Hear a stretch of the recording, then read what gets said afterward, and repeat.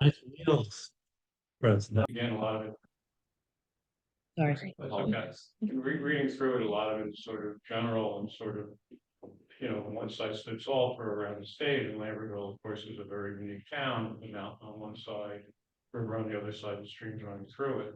And you should look at some other different towns in the area and some of their ordinances. For instance, Princeton has a pretty strong ordinance.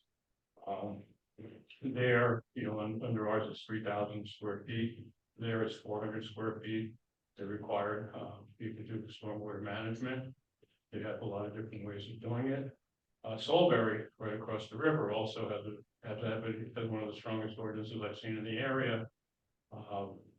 There it's at 100 square, and they require people, even if they're putting a patio in their backyard, to do something to reduce the additional runoff. And a lot of times it's nothing, complicated or expensive, but it would get at some of the problems that we have. I mean, in this town, we have new development, the current ordinance would only hit a couple of major properties. But what we really need to do is, because retrofitting is expensive, and if the people are adding on to their house or adding a patio to help manage some of the stormwater, that would be a good way of helping to, it's sometimes it's a bucket at a time, but it adds up. So as we try to plan for the bigger issues and the bigger flooding problems that we have, we should also be looking at what we can do on the individual house. I think a lot of people in this town would be glad to do that, because it's really not like onerous. It's just saying when you're doing it, you try to do it a certain way to try to reduce runoffs. Anyway, thank you. And Earth Day is this week too, so. Anyone else in the room?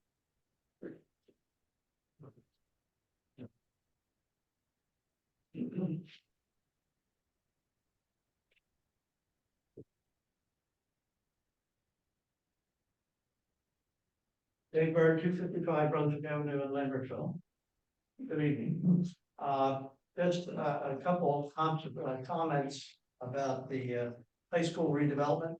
All right, first time I've seen the numbers, 200 new homes, right, that would be in Lambertville, 40 of which would be affordable housing.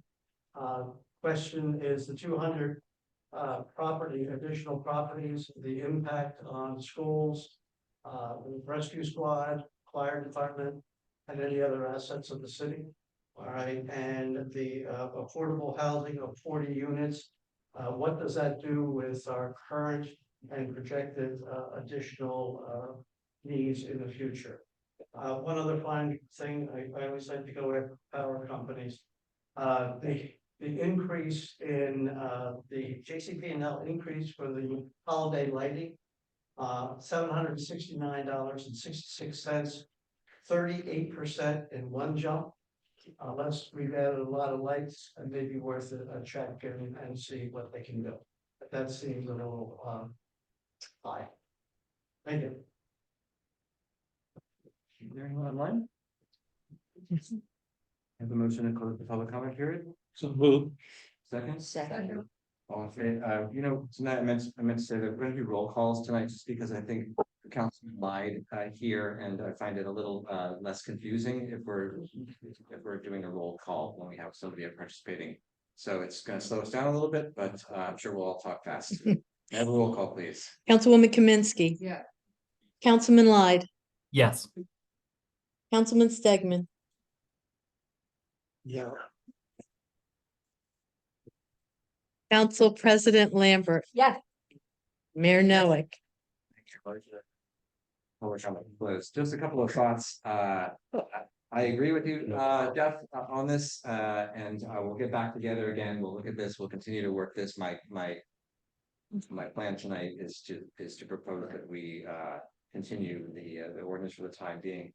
The only thing I just want to be mindful of, I'm certainly personally in favor of tighter restrictions. But with tighter restrictions comes a need for greater resources in terms of enforcement. When I think about Princeton, and I think about they probably have many more code officials than we do. So I'm willing to certainly consider this. I think it's important. I think it's justified. But with that decision comes the necessary component of offering additional resources in terms of code enforcement. So that would be my only comment there. And Dave, the redevelopment of Academy Hill is not on the agenda tonight. We will be, I do expect that to be on the agenda soon. So we will, we'll address that as it comes up. The JCP&L holiday lights, we did in fact add lights this year. I don't know how many we did, but the Councilman Kaminsky's suggestion last year, we did purchase more holiday lights. And they were distributed throughout the city in a number of different places. So the rise in cost is directly proportionate to the new lights that we procured, which made it much more festive. So.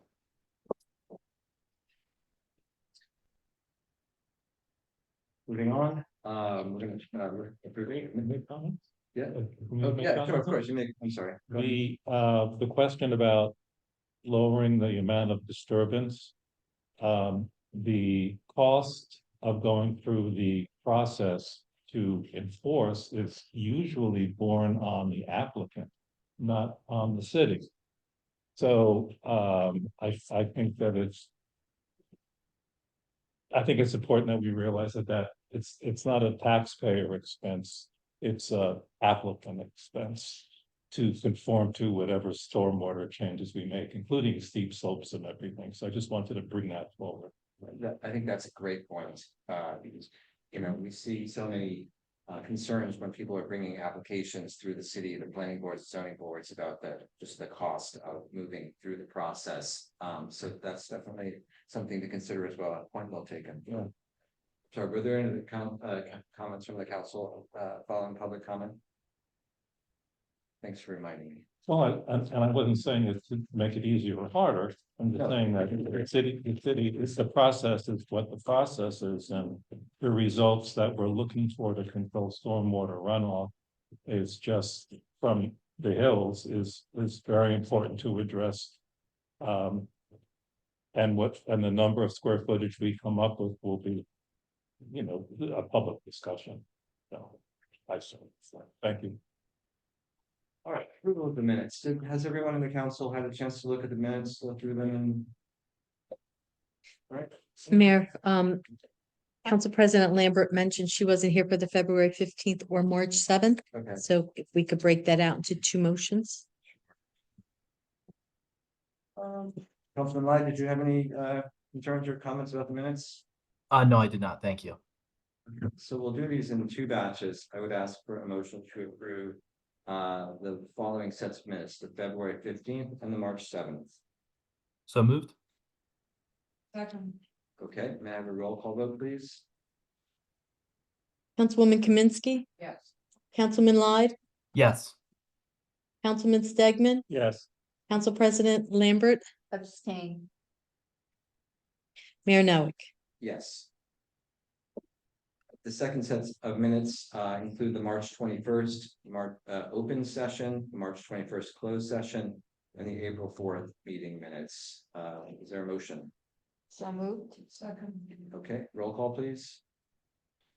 Councilwoman Kaminsky. Councilman Lyde, Yes. Councilman Stegman, Yes.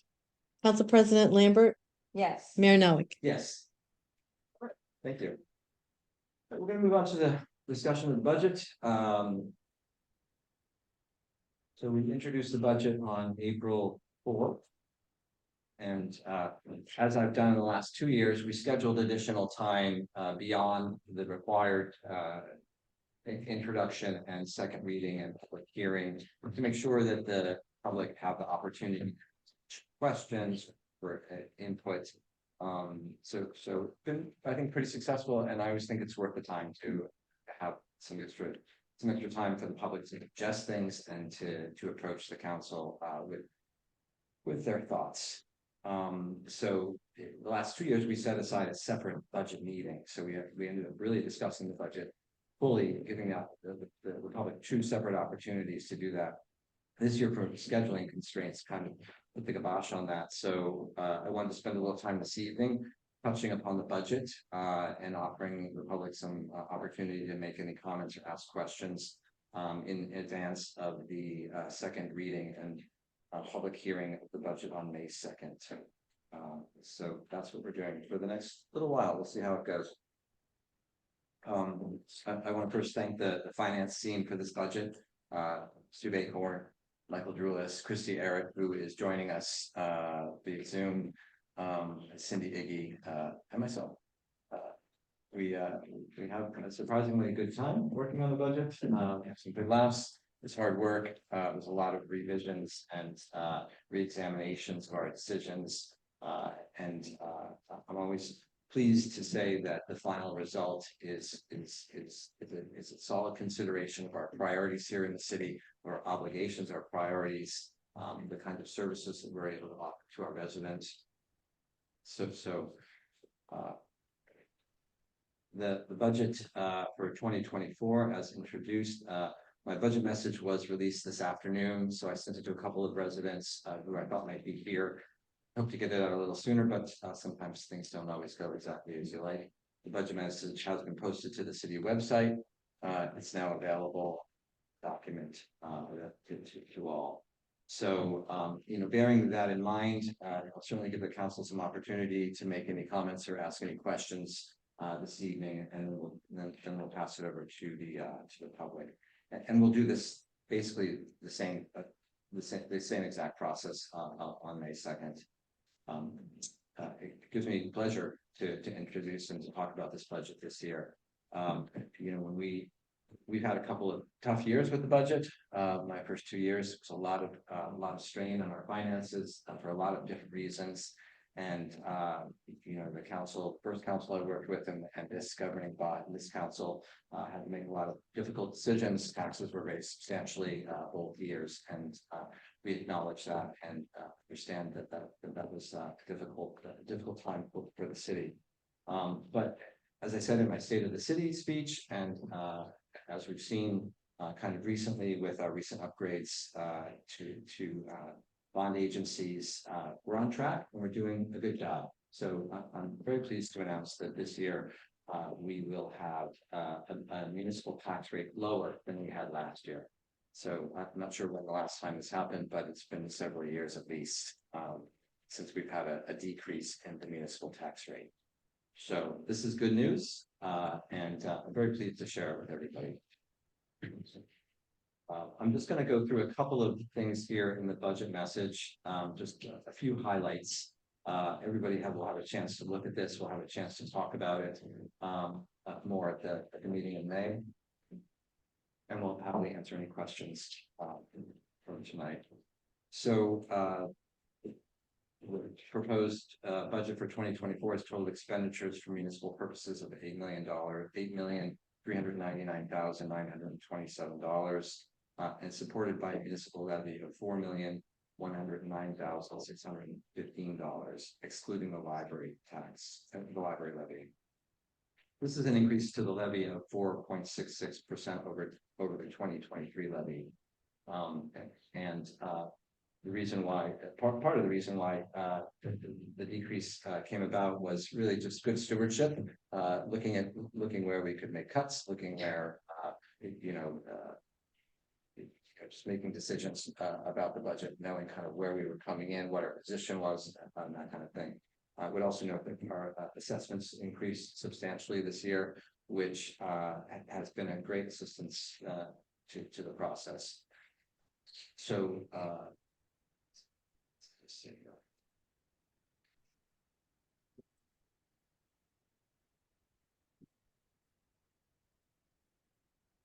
So again, once adopted, the budget will decrease the estimated tax rate for municipal purposes. In fact, for every $100,000 assessed property value, there is a decrease of $5.30. Average residential assessment for 2024 is characterized as $448,738, making the average tax bill decrease $23.76 per year. So as we've done the last couple of years, in the budget message, we've included a tax rate table, which allows residents to calculate kind of their taxes and compare them to the former to the previous year. So you'll see that on the second page. Just talk a little bit about revenues. Revenues are very strong. We've seen this really recover our revenues in the last couple of years. This is driven by activities, including parking fees, fines, permits. Certainly the cannabis sales have had a significant impact on our revenue and interest on investments. And I think that that's of particular note. We now have enough money in the current fund where we can put that aside and use it to earn interest on those funds.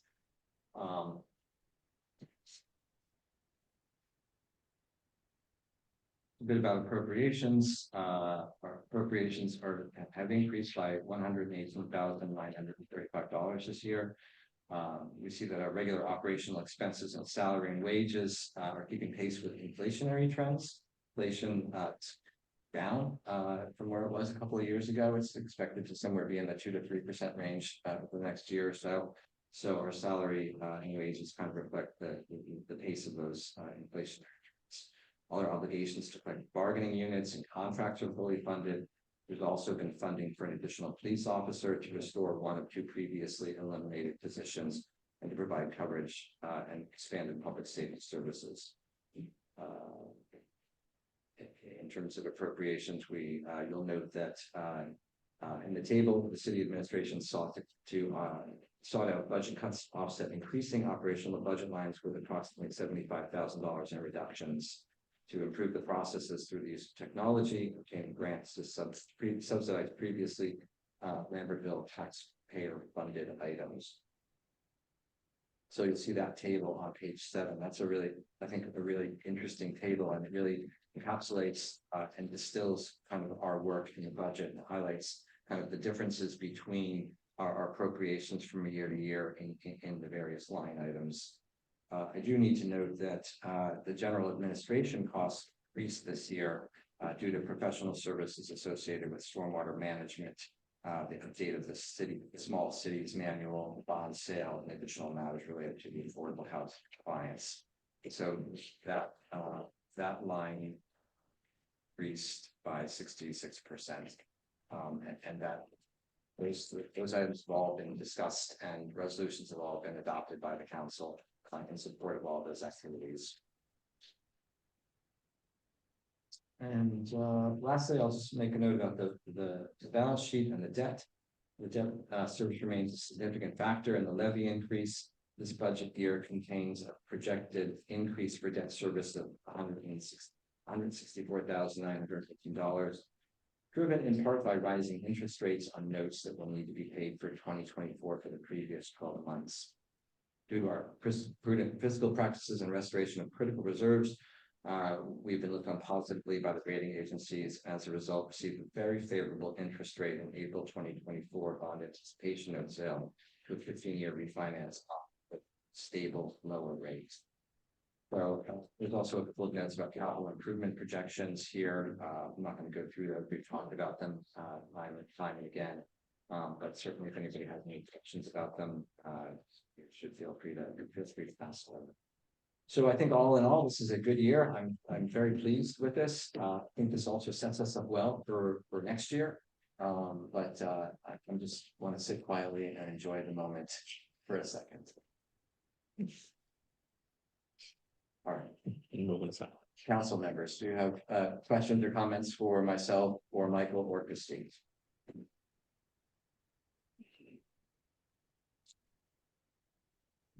I think to express it probably even clearer to people would be, as Michael will put it to us, for what it means for the average homeowner. To be clear, what we said, to be able to, enumerate that there's no tax, the tax. Yes. There's right. I'm happy to do that. Okay. You will not pay any more in taxes this year than you did last What you year. need to say. That's the bottom line. However, is it not also the case that people maybe can, because their value of their properties increase? No? Yes. No. So wait till You'll have to look at the tax rate sheet that we've provided. I think what, if I may, Please go ahead. so I think the best way to characterize it would be if your home was valued the same amount this year as it was last year. you will see reduction in your taxes. Mhm. If your home value were to have increased by assessment, the tax rate, the percentage of the tax rate's going down. And so that impact of any improvement would be less. But you could still be paying more because of the increase of your property's assessment. Could be. Yes, that was what I was trying to say. Because I think it's important for people to hear, on the one hand, your taxes went down, but wait, I'm paying more. Because they get their bills and they see that the share is more, they see the increase, and it's important. And think, and for- I don't for- think that's across the board. I think it all depends on what's happened in your but household. there are So there gonna will be- be people Right, who- it that will depends, but see a there- right. reduction. Right, and there will be people that won't, and they'll say, hey, what happened? Right. Right, okay. Thank you for clarifying that. Are there other questions? Councilman Lai, do you have any questions? No, I don't. Thank you, Mayor. Would be good. All right, so we're gonna take a little bit of time to open this for public comment or questions. Same rules apply, 3 minutes. Please step to the podium, state your name, address, and make your file. Paul Stevens, 39 Quarry. I'll go ahead and get started on this now. Start with the appropriations, as you pointed out, Mary, they're up slightly at 1.4% above where they were before. But if you go and look in detail, there's a lot of moving parts to that, and some of them I have comments and questions about. So if you strip out the budgeted grants in the library from the budget, the general operations are up by 1.2 million. That's up 18% over last year. Most of the fixed cost, salaries, wages, pension, insurance, that sort of thing, all of that stuff makes up about 21% of that difference. But what's interesting to me that I'd like to have some explanation of when I'm done is there's something called deferred charge to future taxation unfunded. And that's 4 times what it's been historically. And it accounts for 60% of that $1.2 million. It's $833,000. I have no idea what that means, but it never used to be up that high. Then debt service accounted for 14% of that $1.2 million. If you go and look at the debt service in particular, in the details of it, what's really popped out to me is that the bond note interest is up by over 80% from where it was last year, and that was up. And it accounted for 25, just the interest on the bond notes, not on the actual bond. The note interest accounts now for 25% of the debt service. All of them now are at 5%. We have bond notes that go back to the 16, they were passed in 16, some of them, I think it was 2018 was when they were issued and so on and so forth. And at that time it was 0.375%, and some of them jumped up to 1.75, and some of them were 3.5, and now all of them are at 5%. But a lot of them apparently haven't been used to go to bonding yet. Another thing that was interesting was in the 2013 financial statement, it said that for 2024, we needed to have 174K in for bond note principal, and there's 0 there now. So once again, I don't understand how we're doing our bonding in detail, but these are some of the things that popped up to me. Now, moving on to the revenue. Total revenue is down, like I said, 3%, but a lot of this has to do with big swings in the budgeted grants from year to year. And so if you strip out the budgeted grants in the library, the total revenue is up 11%. Tax revenue is up 3.6%, and that's primarily due to the increased assessment. Like you say, it's down ever so slightly if you just look at the rate. But it doesn't matter to me if it's the assessment or the rate. I'm paying more money this year, okay, or will pay more money this year. Now, the other thing is, miscellaneous revenues, tended to be, down a little. Well, I'm gonna have to wrap up. I'm sorry, Mayor, there's a lot to digest and I didn't see your note today, all right? I'd really like. I'm gonna continue on. I'm gonna give you 2 more minutes. I mean, The surplus has doubled, okay, are we beginning to spend down on our reserves again? Maybe not, I'm not sure, because I can't find out where all this cannabis revenue is, there's not a line item in there for cannabis revenue, and I think there really should be. Okay, people need to know what they're getting back from having, cannabis shops in town. The other thing is the homestead lease, income is not in there anywhere, as far as I can tell. All right, so, and then where did we get all this money for the debt service? Because at year end 22, there was $127,000 in the debt service reserve. And now we're gonna be paying we paid over 1 million last year, we're paying 1 point something this year. So there's money that's come in somewhere and I just don't know where. Some of it might be the fish and game stuff, specific things like that. There's one that's called Clausen Site, DPW building repairs. Anyway. So, and then my last comment would be, I feel like we need to be careful about relying on evaluations that there was a rapid rise in the cost of living in this town due to the housing market. This budget is benefiting from that, and the rate is actually down slightly. But we can't rely on that necessarily for the future to see the prices going up high. It's just not sustainable unless we're going to turn into new vote. Thank you. Usually we wait till the end of public comment. I'm gonna see if Michael can field some of that. Sure. What you can.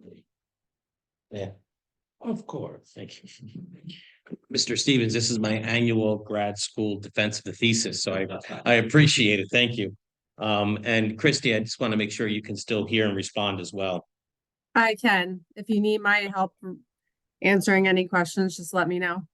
If you want me to, explain the deferred charge unfunded, you want me to do that or? Yeah,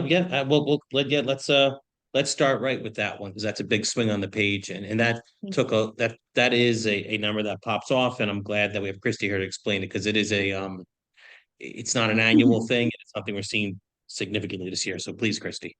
Sure. So this year in January, we received a big FEMA payment for Hurricane Ida. So in the budget, you'll see a revenue, and it's called the Reserve for Debt Payment.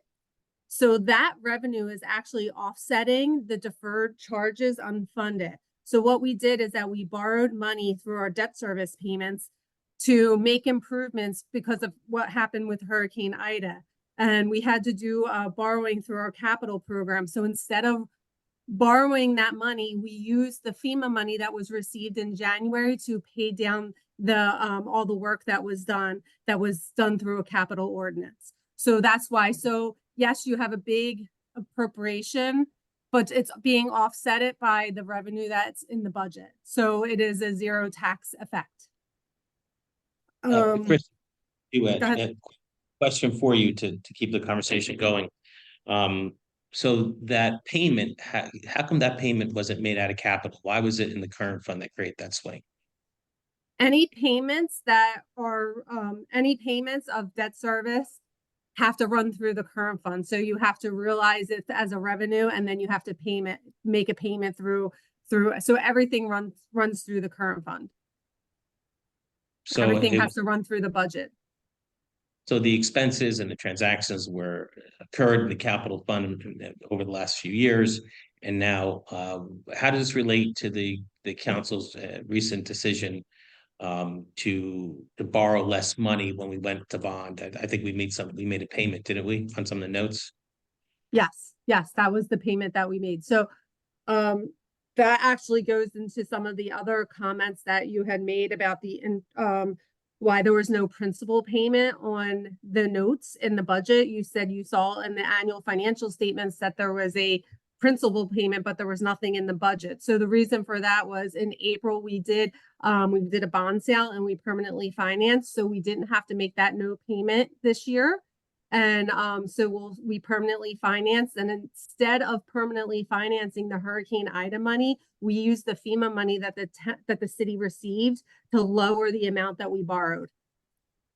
So in essence, we used cash on hand that was reimbursable from FEMA to make those payments. And we didn't have to pay interest and borrow in long-term financing.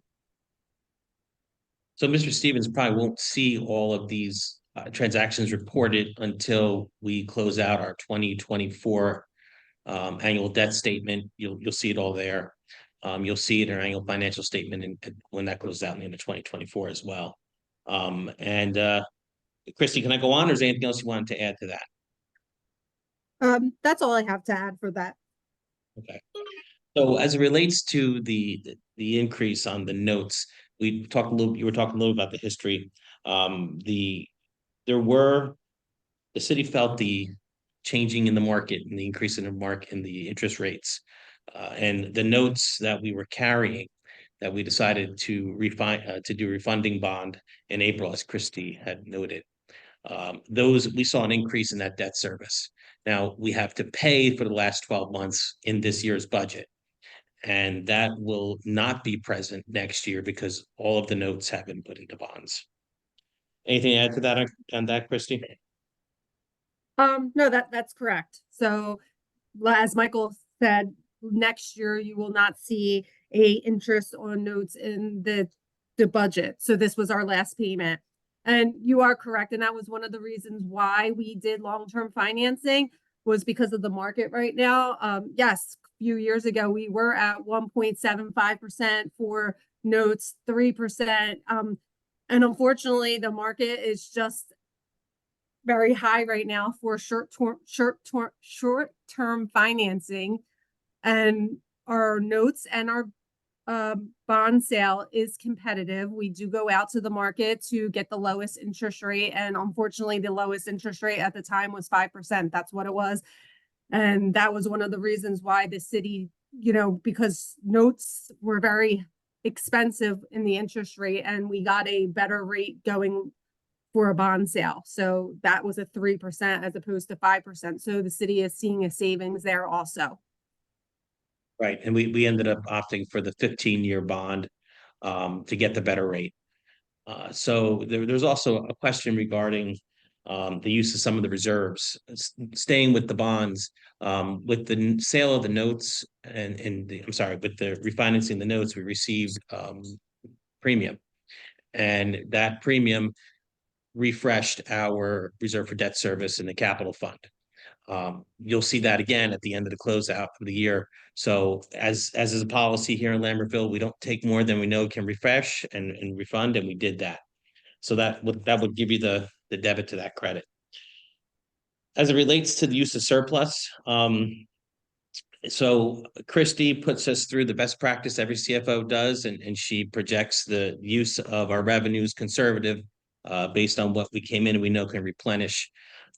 We have, based on our calculations, we are not taking the full amount of revenue on every revenue line that was available from last year.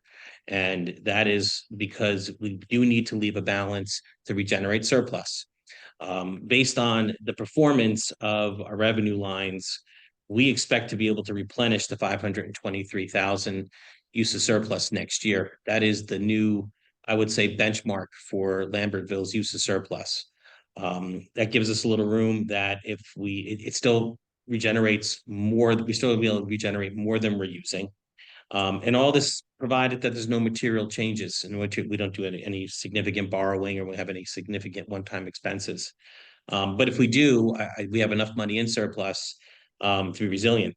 So much so that the bond rating agencies moved our outlook in terms of our financial outlook to that of stable as we went into this last pass for borrowing. And that's not something they give out too easily or generously. So the outside markets see what we're doing. They scrutinize, there's only probably one person who scrutinizes our funds more than you, it's them. And they've always been very difficult on us in the past, and we see that they're changing their tune to positive outlook. It's soon to come. And they assure us, they say, if you keep doing what you're doing, we want to continue to look to increase your rating. And that's what's in those funds. So we talked about reserve for debt service, the surplus. I believe that covered, Mayor, all the questions. If I missed anything, I'm glad to jump in. Cannabis. Why is there a line item? So the revenues that are brought into the budget are direct revenues. Cannabis is no different than a miscellaneous revenue as other revenues are. Now, I understand why you would feel it's something, because it's new and it's intended to be significant, it should be tracked separately. I'm gonna let Christy respond to how we list things on a state document. The last thing I'll add to that is we've not had a full 12 months of cannabis revenue yet. And I think that as we come out of this budget, it'll become a more stable revenue line we can look to. So Christy, do you want to address why we do not list it as a separate revenue item in the state document?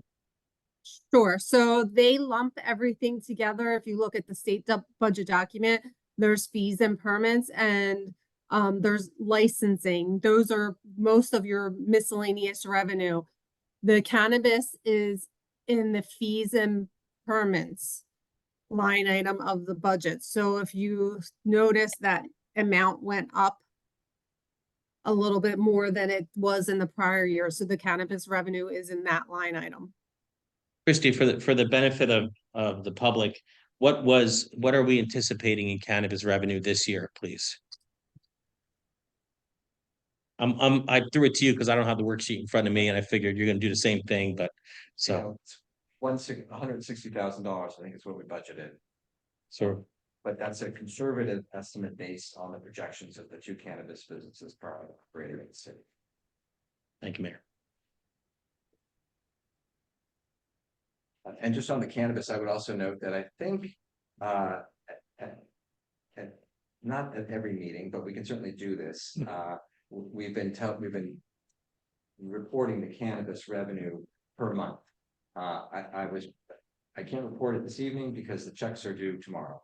So the 20th is the day of the month when the cannabis business is required to submit their monthly checks. So we have tracked it. If anybody's interested in that number, we can pull it out like that at the municipal level. So that's easily available as a total, as a month to month. So that's no problem for us to supply that to anybody who wants it. In fact, I probably have pictures of every check that we have received on my telephone. So if you look on my telephone, the pictures every month around the 19th, you'll see a picture of Union Chill of what their last month's cannabis transfer patch was. I believe there was one more question, if I'm not mistaken, I had written down. You had asked where the homestead rebate money was. So that revenue that we receive from the state offsets taxes. So that money goes in on the AFS, and I don't have the document in front of me, but I'm pretty sure it's on sheet 20 with your Christy? current taxes. Christy? Yes. Wrong homestead. We're talking about the homestead, the rental Oh, I'm sorry. I thought we were talking about the homestead rebate from the that offsets the revenues. The $12,000 annual rental fee for the homestead market is in what line? Do we know that? What revenue line would that? Now we're looking at Sue. Miscellaneous revenue. It goes into miscellaneous revenue. Say that the rental for this will be screening. Thank you. Same for Acme screening. Okay, thank you. All right. Right, moving on to anyone else in the room? Do we have anybody online who wishes to ask a question or make a comment about the budget? How many people do we have online, please? We had 9 earlier. We're down to 5. I have a motion to close this public comment period, please. So moved. Second. Right, roll call, please. Councilwoman Kaminsky? Yeah. Councilman Lyde? Yes. Councilman Stegman? Yes. Council President Lambert? Yes. Mayor No. Yes. Thank you. Moving on to the approval of the administrative reports, just a couple things I wanna to highlight here. I noticed that the cannabis check through tomorrow, so I can't report on that. Hotels, revenue tax brought in $13,000 last month. DPW had noted that it's busy lines, parking lines in the CBD, working at the library for fire prevention, replacing old signs, replacing the seesaw at Lola Park. Whitney, who is going through the certified public works manager classes, is doing very well in those classes. You know, one of my priorities for the budget is professional development. I'm always happy to see people in our city staff show initiative. I think professional development is key to the success of not just the individual, but the municipal government. So good on Brittany. Lester also notes that the trash truck should appear in mid-July. So keeps getting pushed back a little bit. And I wanted to just take a minute here as well to ask Cindy to talk a little bit about landlord registration. You know, the clerk's office has many functions, and over the course of the winter and the spring, a lot is happening. And you know, we've done kudos to Lindsay for rolling out the short-term rental registration, which is more comprehensive in a lot of ways than the long-term landlord registration. But it's going well, and I thank you for your efforts on that.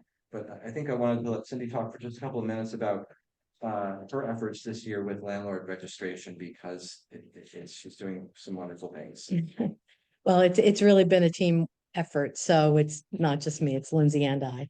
But you know, we started with SDL a couple of years ago, and SDL is what we use. It's our virtual city hall for anybody who's you know, making an application.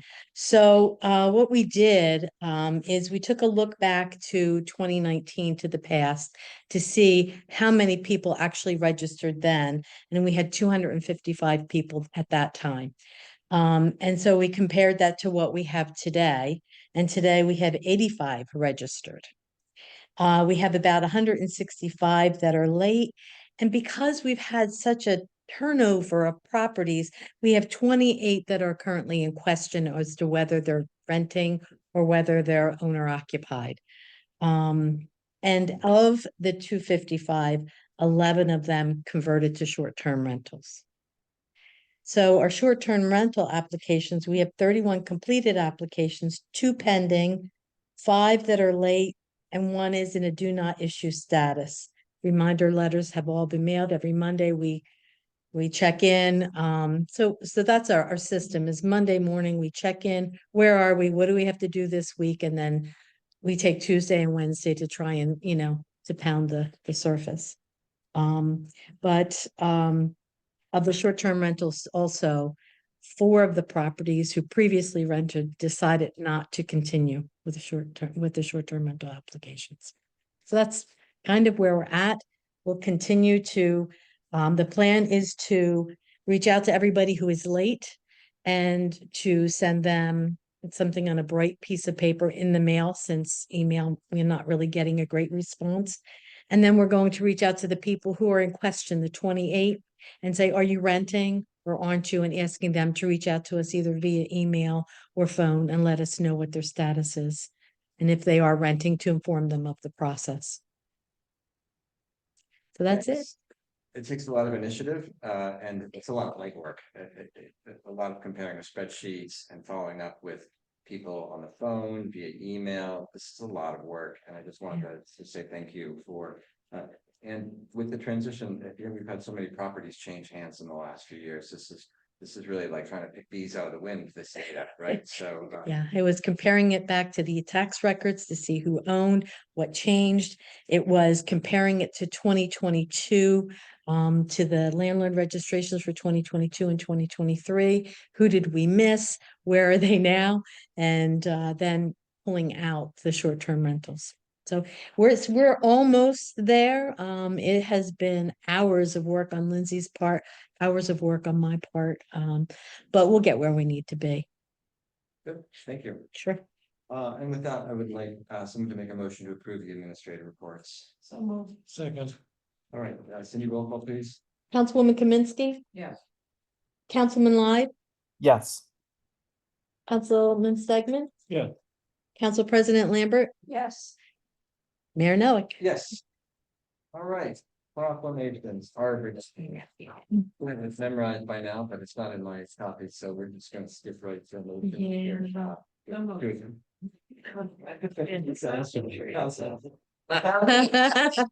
you may, you may want to say it's April 26th. For sure. We love trees. All right, I think that I shall never see, it's.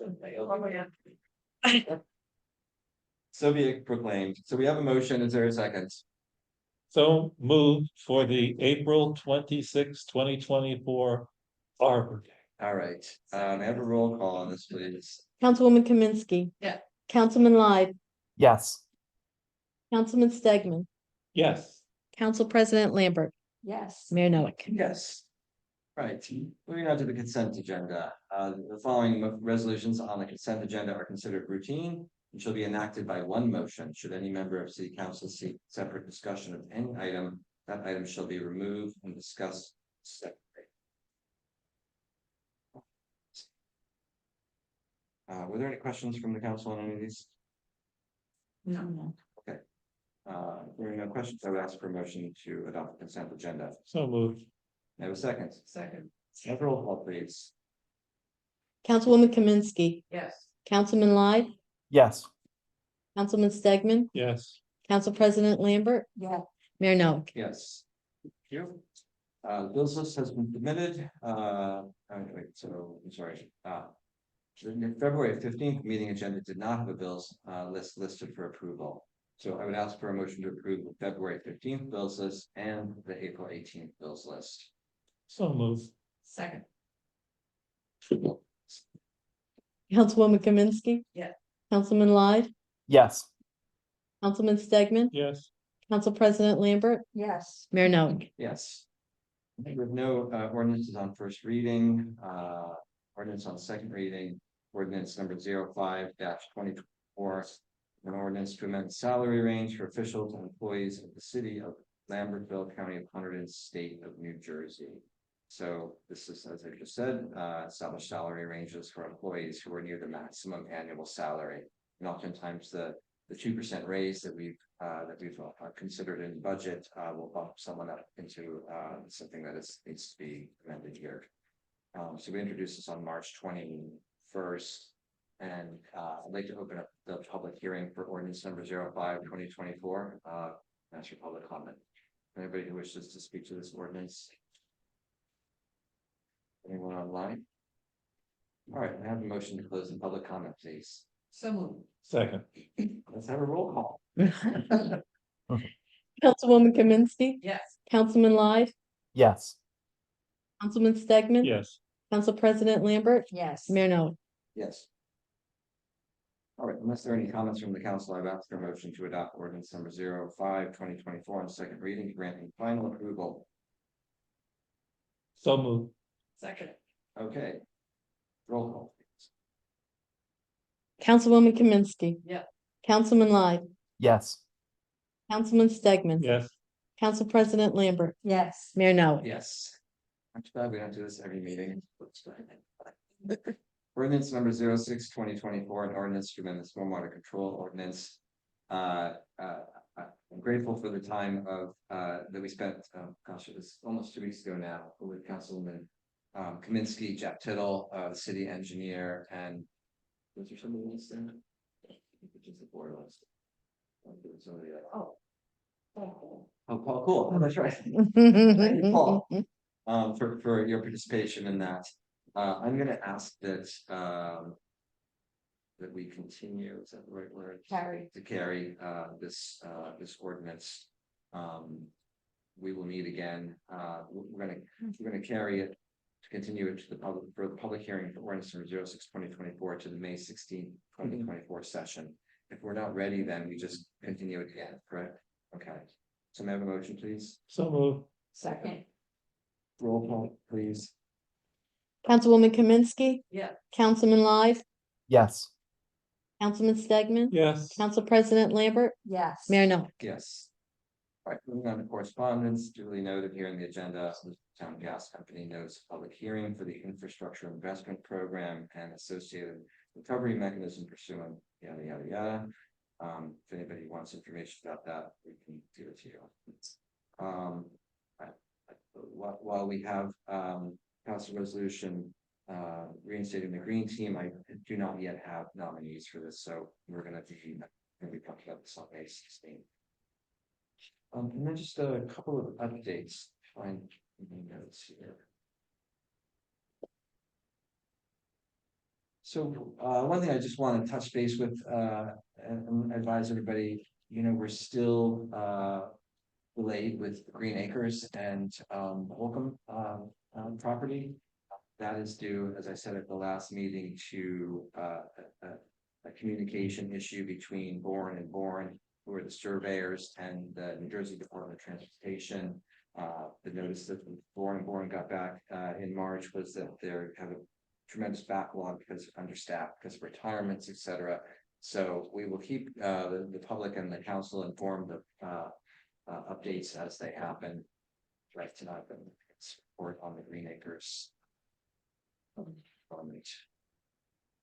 Full of other things, we changed platforms for Lambertville Matters. Some of you may have found it in your junk mail.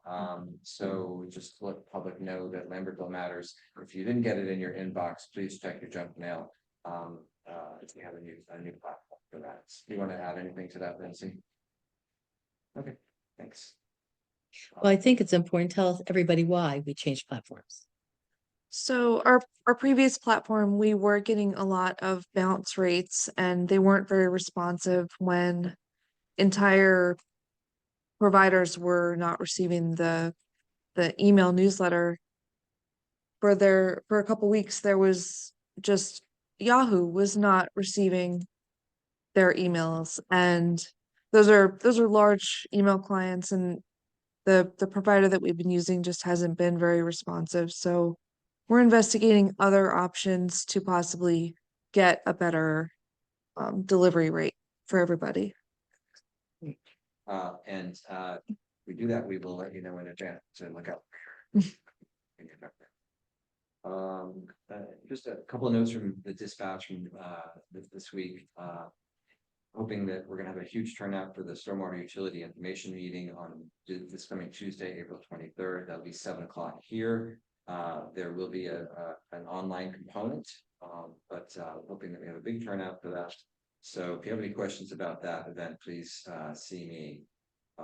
We will send another notice out on Monday through the listserv of that meeting.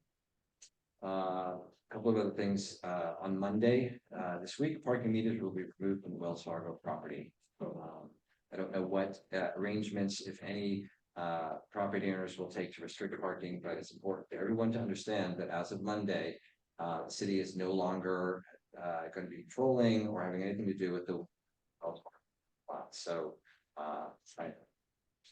it will no longer be under our purview, and we will not be overseeing any parking or non-parking there. We will be bagging the meters May 3rd through May 5th to encourage and thank our visitors who come in to shop and dine at Lambertville. We do need some volunteers to help us put labels on the bags. Turns out that the labels are very pretty and the bags are wonderful, but it's takes a Slippery. So if you know somebody who a little bit with that, if you you're talking to in the city hall and stickers on bags, it would be appreciated because we're not going to be able to get through all of them with the staff.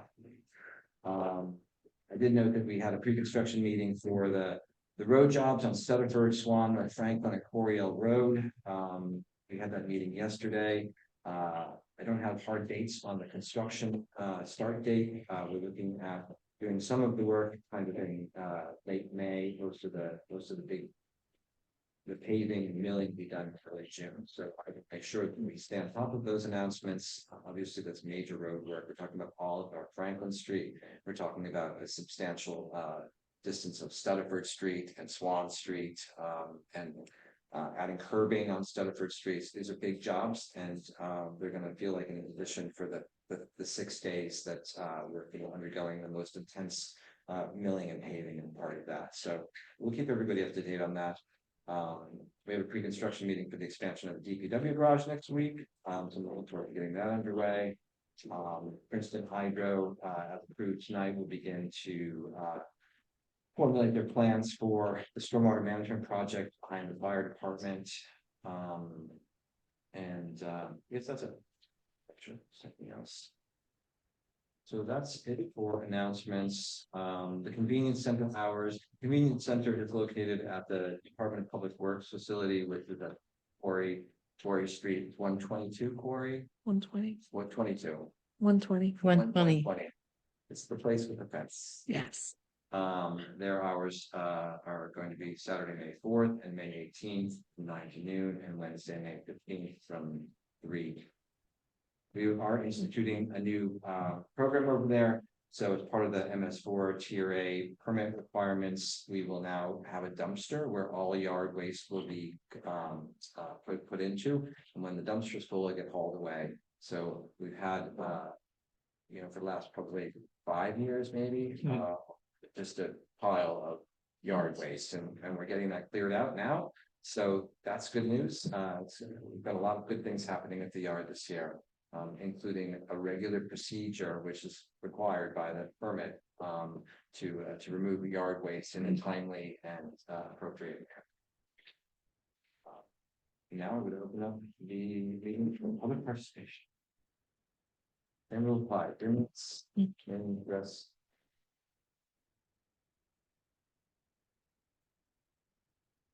Yeah, Paul Stevens, 3940, just real quick, I won't take the full 3 minutes this time. Back to Mr. Bird's thing about the utilities, you commented that there were any new lights were bought, but weren't they high efficiency lights? They were probably replacing incandescent old lights, so shouldn't be using as much electricity in principle if that's what happened. Anyway. And then I had a question, is Latterville Matters archived on the website, so you can go back and look at old issues or anything like that? There are really old, That's okay. Oh, sorry, That's all right. Yeah, not a problem. Go ahead. sorry. There are really old issues on there, but the most recent ones are not. I can always email you one. Interesting. I can answer the utility one. Please. You can So the way that the JCP&L charges us, it's $3 per light per day. So by expanding and adding more lights, we added more.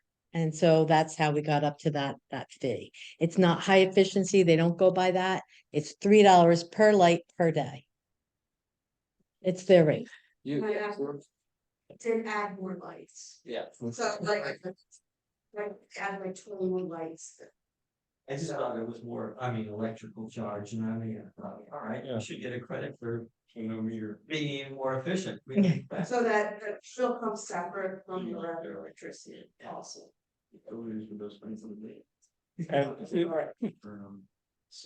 Sorry, we're going to continue with public comment, then we'll have the council respond.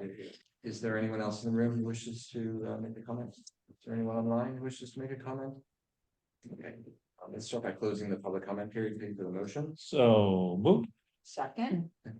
Roll call, please. Councilwoman Kaminsky. Councilman Lyde. Yes.